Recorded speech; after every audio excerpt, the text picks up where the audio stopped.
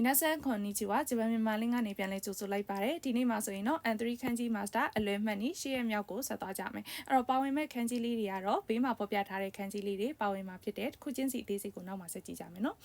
ဟုတ်ပြီအဲ့ဆိုရင်25လုံးမြောက်ခန်းကြီးလေးကဘာခန်းကြီးလေးလဲဆိုတော့ဒီခန်းကြီးလေးသူ့ရဲ့ခွန်းယုံမီကဘာလဲဆိုရင်တို့ဆိုတဲ့တကားခန်းကြီးလေးဖြစ်ပြီးတော့အုံယုံမီအနေနဲ့ကခိုအိတ်ခိုလေးကိုဗမာသုံးလဲခိုဂိုင်းဆိုပြီးတော့သုံးတယ်ဒီဂိုင်းလေးကဘာလဲဆိုတော့ဆိုတိုဆိုတဲ့ခန်းကြီးလေးပါလဲဂိုင်းလေးကဆိုတိုဆိုတဲ့ခန်းကြီးလေးဖြစ်သွားမယ်အဲ့တော့အပြင်ဘက်ဆိုတဲ့အဓိပ္ပာယ်ရဒါပေမဲ့ခိုဂိုင်းနဲ့ပေါင်းလိုက်ရင်လည်းသူအပြင်ဘက်ဒါမှမဟုတ်ရင်လဟာပြင်းဆိုတဲ့အဓိပ္ပာယ်ရတဲ့ခန်းကြီးလေးဖြစ်တယ်ဟုတ်ပြီအဲ့ဒါဆိုရင်ဒီခန်းကြီးလေးကိုဘယ်လိုမှတ်ကြမလဲဆိုရင်နှစ်ပိုင်းပိုင်းပြီးတော့မှတ်လို့ရတယ်အဲ့တော့ဒီအောက်ကအပိုင်းလေးကဘာလဲဆိုတော့အလံကိုကိုစားပြုတဲ့ခန်းကြီးလေးဖြစ်တယ်ဒီအပေါ်ကခန်းကြီးလေးကကြာဘာလဲဆိုတော့ ichi ဆိုတဲ့တစ်ခုတစ်ကိုကိုစားပြုတဲ့ခန်းကြီးလေးဖြစ်မယ်အဲ့တော့ဟုတ်ပြီသူ့ရဲ့ဟာကိုဘယ်လိုမှတ်မလဲဆိုရင်တကားရဲ့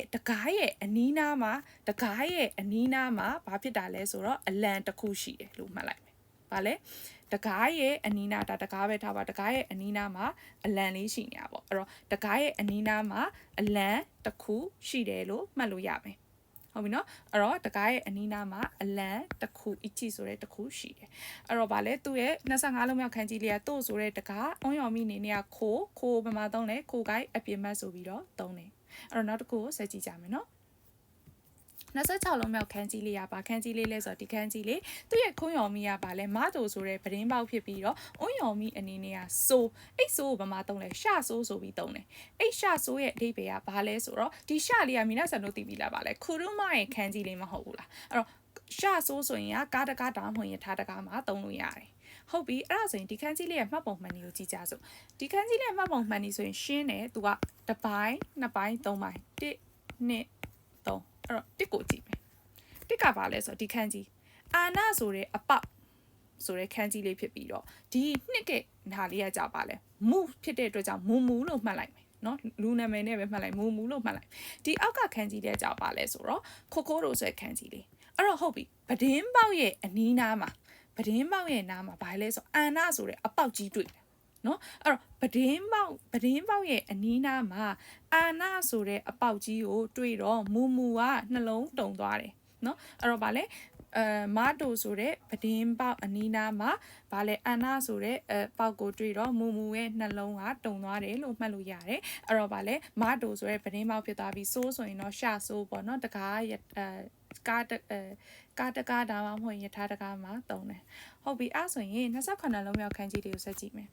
28လုံးမြောက်ခန်းကြီးတွေကကြာပါခန်းကြီးလေးလဲဆိုတော့ဒီခန်းကြီးတွေသူ့ရဲ့အုံယော်မီအနေနဲ့ကကိုင်းဆိုပြီးပြောတယ်အဲ့ဒါသိပြီးသားပါတယ်အကိုင်းနဲ့ကိုင်းဆန်းကိုင်းယွန်းကိုင်းအဲ့တော့ကြာဘာဖြစ်တာလဲသူကဘာလဲအထက်ကိုပြောလေ1လွှာ2လွှာ3လွှာ4လွှာအဲ့လိုမျိုးတစ်ထက်2ထက်3ထက်4ထက်အဲ့လိုမျိုးပုံစံအလွှာတွေအထက်တွေမှာသုံးတဲ့ခန်းကြီးလေးဖြစ်တယ်သူ့ရဲ့မှတ်ပုံမှန်နည်းကိုဆက်ကြည့်ကြမယ်မှတ်ပုံမှန်နည်းဆိုရင်သူက2ပိုင်းပဲရှိတယ်ဒီရှေ့တစ်ပိုင်းနဲ့နောက်တစ်ပိုင်းဒီနောက်ပိုင်းလေးကဘာလဲဆိုတော့မင်းနအားလုံးဆိုတဲ့ခန်းကြီးလေးဖြစ်ပြီးတော့ဒီအနောက်ကခန်းကြီးလေးကခတာချီလေးနဲ့ပဲကြည့်မယ်ဘာနဲ့တူလဲဆိုတော့ဘီတာဆိုင်းနဲ့မတူလားအဲ့တော့အားလုံးကဘီတာဆိုင်းရှိရာအထက်စီကိုသွားတယ်အားလုံးကမင်းနာဆိုတဲ့အားလုံးကဘီတာဆိုင်းရှိရာကိုင်အထက်ကိုသွားတယ်လို့မှတ်လို့ရတယ်အဲ့တော့ဗာလဲ28လုံးမြောက်ခန်းကြီးလေးကကြတော့ကိုင်ဆိုတဲ့အထက်အလွှာခန်းကြီးလေးဖြစ်သွားမယ်အဲ့တော့28လုံးမြောက်ခန်းကြီးကိုဆက်ကြည့်မယ်28လုံးမြောက်ခန်းကြီးလေးကဒီခန်းကြီးလေးသူ့ရဲ့အုံယော်မီအနေနဲ့ကဒန်းလို့ပြောတယ်သူ့ရဲ့အုံယော်မီကဒန်းဆိုတော့အဲ့ဒန်းလေးကိုဘာမှသုံးလဲဆိုနေဒန်းမှာသုံးတယ်ပေါ့နော်အဲ့တော့ကြာနေဒန်းဆိုတာကကုံဈေးနှုန်းဒါမှမဟုတ်ကုံဈေးနှုန်းတွေမှာသုံးတယ်အဲ့တော့ဒီခန်းကြီးလေးရဲ့မှတ်ပုံမှန်နည်းကိုဆက်ကြည့်ကြမယ်နော်မှတ်ပုံမှန်နည်းဆိုရင်2ခု